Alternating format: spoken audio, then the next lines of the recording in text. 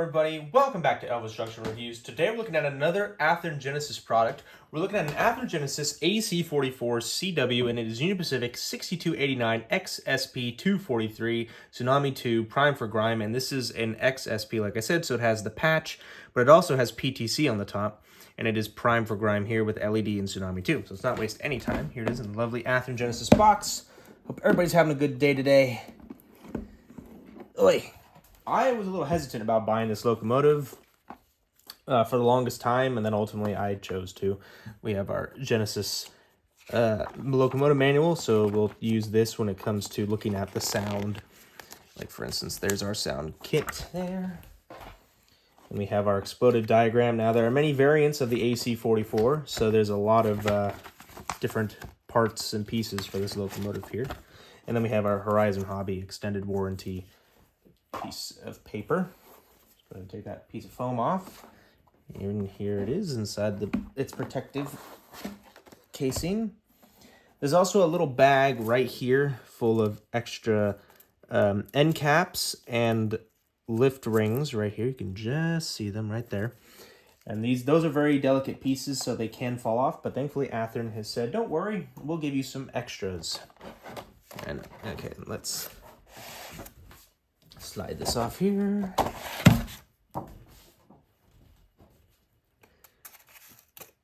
Take these pieces of foam off. Just slide it right there. And there is our lovely AC44. And let's be honest, everybody loves a patched CNW or SP AC44 because of how rare they are now. And there's only a few left from what I'm aware of, and I actually just took that piece. And I'm an idiot. So you know what? Let's do this. I'm going to put that down. We're going to move this off to the side. I'm going to go ahead and fix that, and we'll get into some history. And now, onto some history. Now, I've already covered the history of the AC44 in a previous video. If you are curious about that history, you can go ahead and take a look at that video. It should be popping up here in the top right corner of your screen. That card will send you to my KCS AC44 video, which was a very nice review in my opinion, but that's just me. But anyway, the Union Pacific acquisition of the Southern Pacific in 1996 saw the transfer of SP newly acquired AC44CWs to a new railroad. As they were essentially brand new, there was no push to repaint these units as they existed for several years without modification. Eventually, the AC44CWs were renumbered with simple patches over the SP paint, but as this was done on a unit-by-unit basis where they were, the patches had all measure of uniqueness. For instance, our unit here, UP6289, it has what is called the flaming patch job, with distinctive stylized flames on the rear of the locomotive. And hopefully I'll be able to point those out when we actually are looking at the rear of the locomotive. Now, speaking of our locomotive, UP6289, it was built in June of 1995 as SP243. After the 1996 merger, it would be patched, and after 2018, it would be repainted into the UP flag scheme. Now, it's very interesting. I want to point this out. According to Athearn, this locomotive was originally SP289, but according to RailroadPictureArchives.net, it was 243. Now, I don't know who to believe, so if anybody would love to clear the air and let me know what this locomotive's true number was when it was originally built, let me know in the comments down below so that I can finally figure out what this SP locomotive used to be. Alright, with history out of the way, let's get into some details, starting with the front. Alrighty, so we're looking at the front, and we're going to be starting at the top here and work our way down to the bottom as we always do. Starting at the very top here, we can see a grab iron right here. It is colored gray. We have our number boards that both say 6289 on either side, and they do light up when the locomotive has power. We have these grab irons that protect the bases of the windshields here and here, and you can actually see the separately applied windshield wipers here, here, here, and here. There is our cab windows. As we focus on the nose, you can see two grab irons right here, and then angled grab irons on the angled portions of the nose here, as well as here, and our two sand filler hatches here and here. We have our main headlight, which operates when the locomotive is in a forward motion or DPU mode has been activated and the locomotive is reversing in this situation. We have grab irons that lead from the top of the nose down to the walkway here. We have our door with a window on it. You can see the original SP on the front with the UP shield that has been applied in front of it, and you can actually see on the S and the P that some of the rust is beginning to show after several years of fading and the sun and just, you know, never being repainted or such what. We have our walkway light right here, and you can see the handrails that lead down to the ground here for the steps. We have our handrail safety chain here as well, and you can see our ditch lights here and here. The SP was the only Western railway to incorporate flashing ditch lights on their Dash 9s and AC44s. Flashing ditch lights tend to be more of an East Coast thing with the Norfolk Southern and the CSX, as well as passenger commuter locomotives. Anyway, we have a yellow sill strap on the anti-climber here. We have an MU socket here. We have some more sockets actually here and here. There's a little safety plaque right there. Our coupler cut bar, which is painted white on the handles here, as well as here, and it runs the width here. 2 white grab irons on the top of the plow here and here. Our knuckle. 3 MU hoses here, as well as right there. Our air brake hose, and here is our snow plow. All right, so let's look at some rear detail.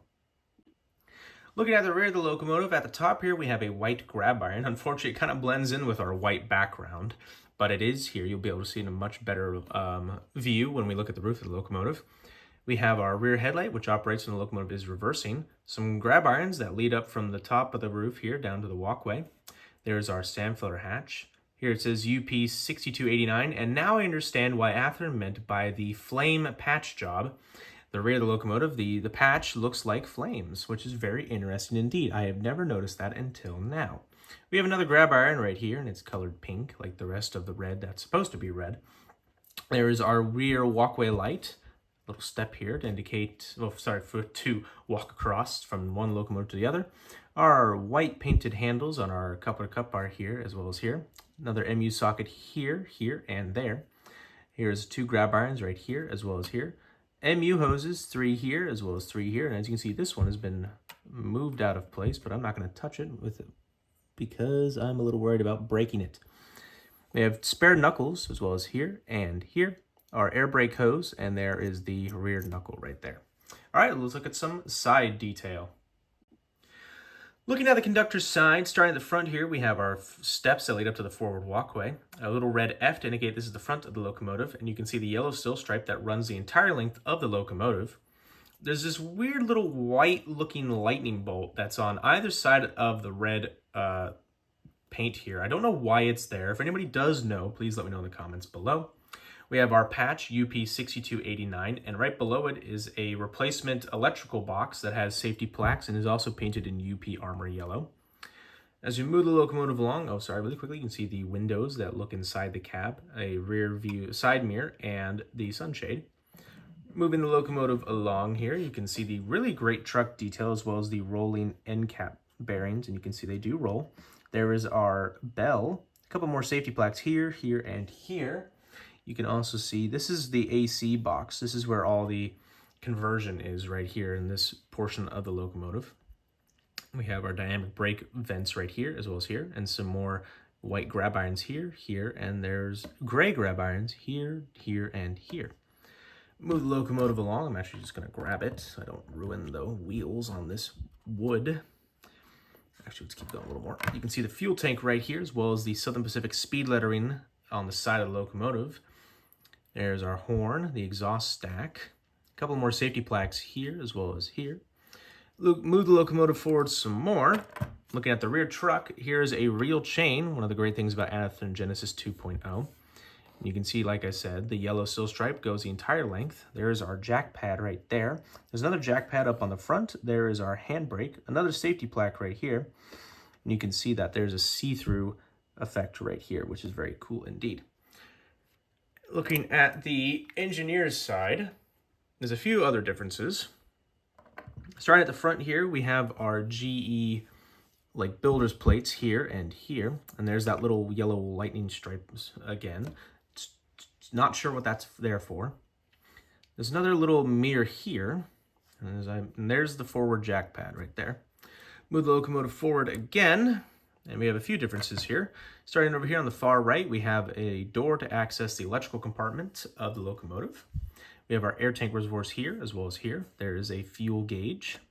And there, that silver right there, that is an air compressor for the air brakes. It's very cool indeed. And we can also see the see-through vents, oops, once again, right here. All right, let's look at some roof detail. Looking at the roof of the locomotive, starting at the very front here, you can see the lovely PTC antenna array. For those who don't know, PTC is positive train control. It is a safety feature in which after a certain amount of time, if the controls, the bell, or the horn are not activated, the train goes into emergency braking because it is of the assumption that the crew has been incapacitated or there's not even anyone there. This is basically a big safety measure to keep trains from crashing into other trains and causing horrible damage, not only to themselves, but also to the environment and to people's lives. As we keep going along here, you can see a series of safety plaques here, here, right there, here, here, and here, as well as some lift rings all along the top here, like here, here, and on the other side right there, and that little bit there.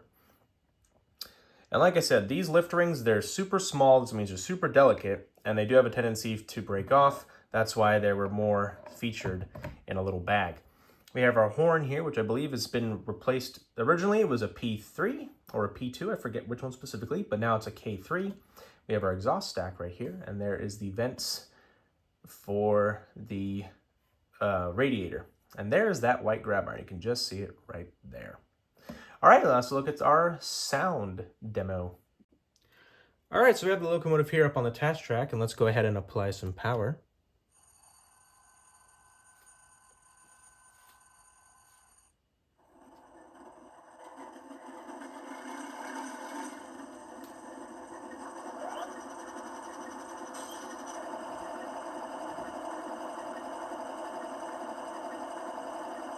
All right, so you heard the startup sequence there. I'm going to go over a few basic features here. F0 is the main headlight. You can see it is on there. F5 on a Tsunami decoder is the ditch lights.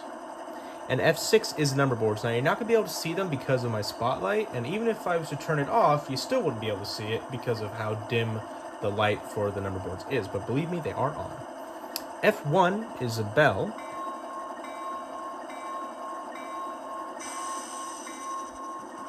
Nice mechanical steel bell there.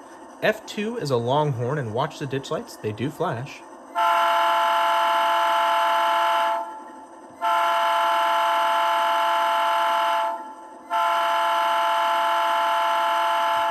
That is making my ears ring. F3 is a short horn.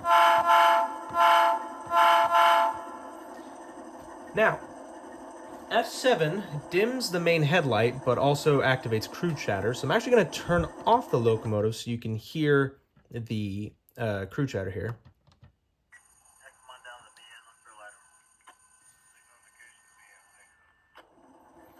Now, if you want to make that louder, you can always reprogram the locomotive, especially when you want to reprogram it to the appropriate number.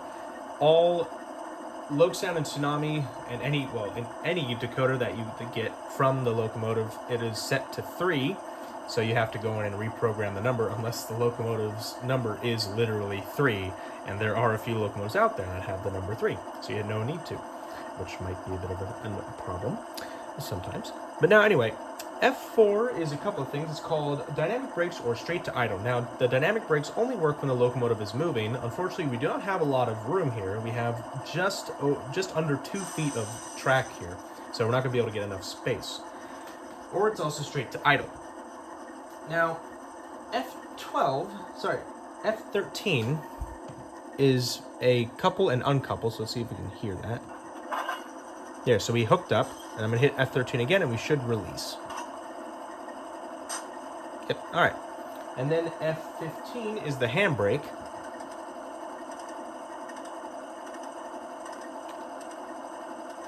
It's rather quiet, so you can always turn that up when you're programming it. Now here comes my favorite part of not only a Tsunami, but also Loc-Sound. Something called RPM notch-up. This is Tsunami's equivalent to Loc-Sound's drive hold. Say you're modeling a heavy coal train on the Tennessee Pass, or up Cajon Pass, or the Rockies, or even Donner for that matter, and you want the locomotive to sound like they're going hard at work, pushing this heavy train up the hill. Now, I'm going to hit F26, and I'm going to keep hitting it until we're at notch 8 in this locomotive.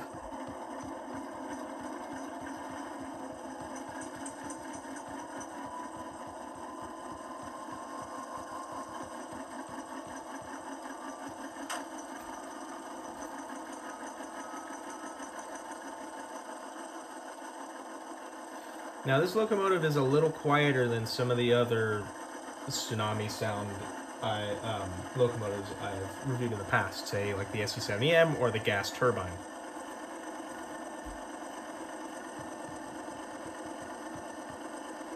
I believe that is notch 8. It doesn't really sound like it, but I believe that is notch 8. Now if I was to hit F27, that will decrease it until I actually turn the whole locomotive off, so we're going to go straight to that. And it'll shut the locomotive off for good.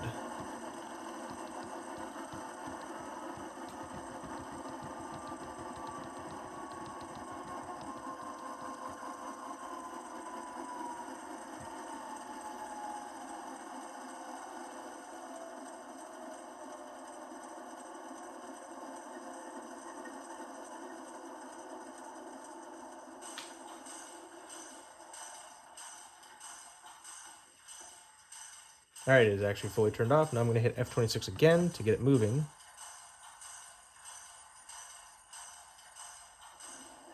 There we go. So now we're just going to go ahead and we're going to reverse it here. Let's put the bell on. Oops, wrong button.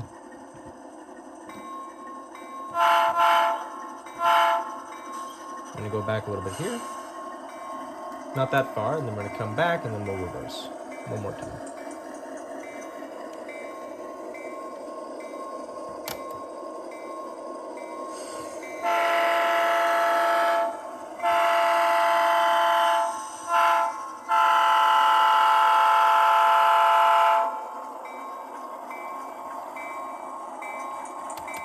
Like I said, I only have about just under 2 feet of track here.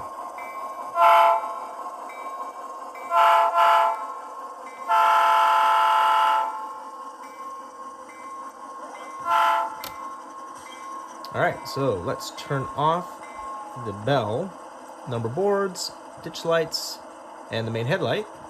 And let's get into my final thoughts. So overall, I think this is an absolutely amazing looking locomotive. Not only does it look great, but it also sounds great. I love all the light features. It looks very nice, and the rolling end caps is also a really great feature as well. Athearn did an amazing job. It was a really smart idea of them to put a patch unit in the first run of AC44s. A lot of people love a good patch locomotive, whether it be an C&W XSP, X Cotton Belt, X Santa Fe. Everybody loves a patch unit. So it was a really good idea for them to do this. But anyway, I got my locomotive at trainworld.com. The link for their website will be in the description down below, so I highly recommend you check them out. They've got a really big inventory, and they're one of the best model railroad stores in the US, if not, in fact, the world. But thank you very much for watching. If you enjoyed this video, please hit that like button and also subscribe if you have not, and hit that notification bell to see what I have to upload next. But thank you very much for watching, and I will see you guys in the next video. Bye for now.